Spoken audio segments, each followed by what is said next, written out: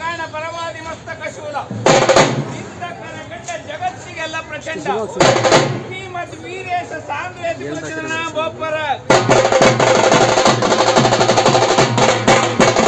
ಹೇ ದೇವ ಯೇ ಶಂಭುವೇ ಪತ್ರ ಶಾಖಾದಿ ರೂಪೇಣ ಯಥಾತಿಷ್ಠತಿ ಪಾದಪಃ ತಥಾ ಭೂಮ್ಯಾದಿ ರೂಪೇಣ ಶಿವ ಏಕೋ ವಿರಾಜತೆ ಎಂಬುವಂತೆ ಶಿಖಾಮಣಿಯ ಯುಕ್ತಿಯಂತೆ ಆ ವಿರಳ ಈ ವಿಶ್ವವಾಗಿದೆ. ಅಗಮ್ಯನು ಗಮ್ಯನಾಗಿಯೂ ಅಗೋಚರನು ಗೋಚರನಾಗಿಯೂ ಸೃಷ್ಟಿ ಲಯ ರೂಪದಲ್ಲಿ ತೋರಿದ್ದಾನೆ. ಅಂತಹ ಚಿತ್ರನ ಒಂದು ಕಾರ್ಯವನ್ನು ಸಾರವೇ ಕೇಳಿ ನೀವಿಂದು. ಹೇ ದೇವ ಯೇ ಶಂಭುವೇ ಪಂಚಭೂತಗಳಿಂದ ನಿರ್ಮಿತವಾದ ಈ ಜಗತ್ತು ಪಂಚಭೂತಗಳಿಂದ ನಿರ್ಮಿತವಾದ ಈ ಜಗತ್ತು ಎಂದರೆ ಅಪ್ಪು ತೇಜ ವಾಯು ವರ್ಣ ಆಕಾಶ.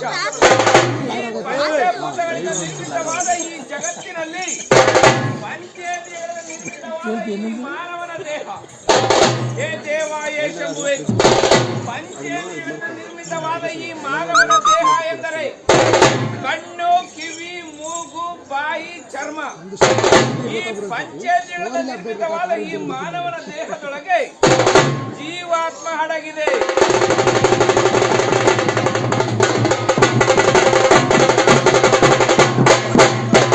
ಹೇ ದೇವ ಯೇ ಶಂಭುವೇ ಈ ಮಾನವನ ದೇಹದೊಳಗೆ ಜೀವಾತ್ಮ ಅಡಗಿದೆ. ಆ ಜೀವಾತ್ಮ ಹೇಳುತ್ತದೆ, ಎಲೆ ದೇಹವೇ, ನಾನು ನಿನ್ನೊಡನೆ ಸುಖ ಪಡಲು ಬಯಸಿ ಬಂದೆನು. ನಾನು ನಿನ್ನೊಡನೆ ಸುಖ ಪಡಲು ಬಯಸಿ ಬಂದೆನು. ಆದರೆ ನೀನು ಬರೀ ದೇಹದ ಸುಖ ಪಟ್ಟೆಯಲ್ಲೋ ಮೂರ್ಖ.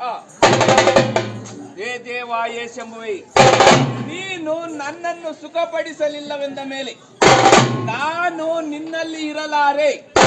ಹೀಗೆಂದು ಈ ಜೀವಾತ್ಮ ದೇಹವನ್ನು ಬಿಟ್ಟು ಹೊರಟು ಹೋಗುತ್ತದೆ.